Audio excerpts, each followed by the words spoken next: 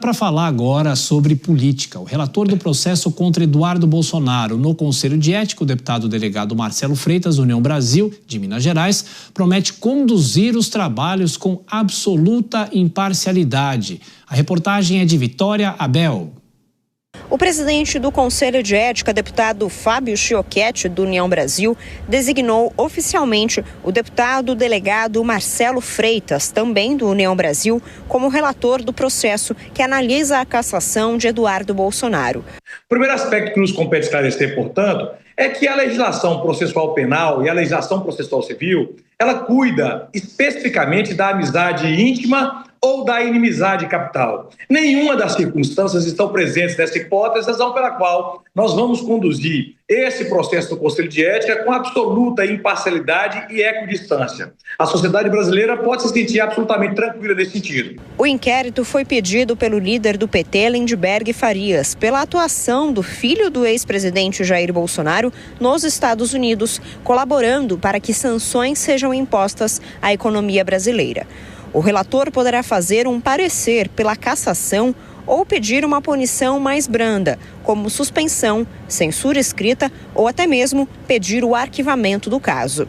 Nós vamos trabalhar na próxima quarta-feira, no máximo, com a apresentação do relatório preliminar. Esse relatório preliminar, ele tem o propósito de analisar se a representação efetivada pelo PT ela é inepta ou se ela carece de justa causa. Se houver essas duas circunstâncias, o relator pode, nesse caso específico, trabalhar com a possibilidade de sua rejeição. Entretanto, se não houver essas hipóteses, nós vamos trabalhar dando seguimento, ou seja, fazendo aquilo que a gente chama de juízo preliminar de admissibilidade, permitindo que a representação tenha andamento no Conselho de Ética, passando para as demais fases seguintes. A partir de agora, Eduardo Bolsonaro terá 5 dias úteis para apresentar uma defesa prévia. Já o relator terá 10 dias úteis para mostrar um plano de trabalho com as testemunhas que ele pretende ouvir. Tenho 25 anos como delegado de Polícia Federal, conduzi inúmeras investigações criminais e tenho absoluta convicção que gozo da imparcialidade necessária para que esse processo seja conduzido. Volto a repetir, esse processo é um processo jurídico-político,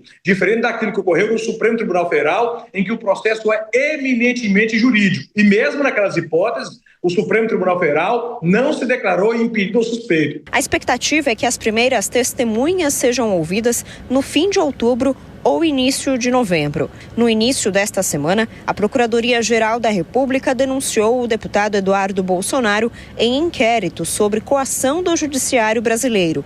Os dois processos não têm relação.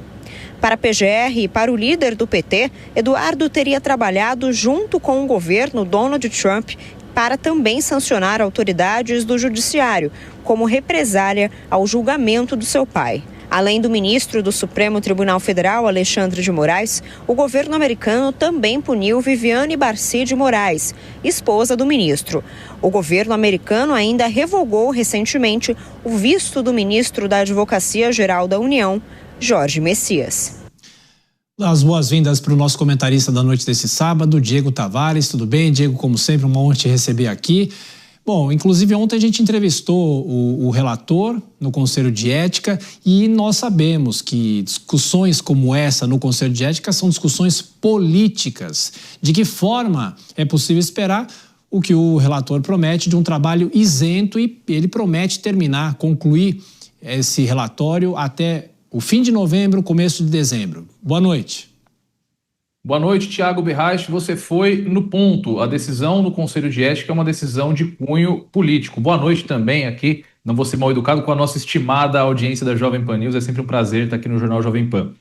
Thiago, nós temos que dividir a situação do Eduardo Bolsonaro em duas. O primeiro é a situação legal. Lá na Constituição Federal, no regimento interno da Casa, diz que o deputado não pode faltar a mais de 1/3 das sessões deliberativas no período de 1 ano. O Eduardo Bolsonaro já passou um pouquinho da metade desse limite. Ele tem, se eu não me engano, 18 faltas de 32 sessões realizadas. E aí, nesse caso, ele pode perder o mandato por uma decisão, uma deliberação da mesa diretora da Câmara dos Deputados. Decisão unilateral, não pende de julgamento, nada disso. É claro que é dado ao parlamentar a possibilidade de se explicar, de justificar as suas faltas. Isso é uma situação. A outra situação é a que de fato está sendo pautada e que nós estamos comentando aqui agora, que é o processo que Eduardo Bolsonaro enfrenta na comissão de ética do parlamento. E aí, como você disse muito bem, eu repito aqui, é uma decisão de cunho político. Vai depender muito do humor dos colegas de Eduardo Bolsonaro, evidentemente da composição também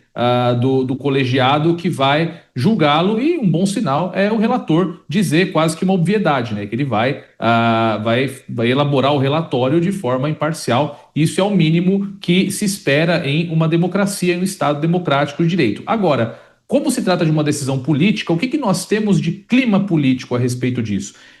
Eu tenho algumas informações de bastidores que dão conta que não existe um interesse da base governista em caçar o Eduardo Bolsonaro, até porque o governo tem se aproveitado muito da narrativa de combate ao imperialismo norte-americano, de combate à sabotagem bolsonarista,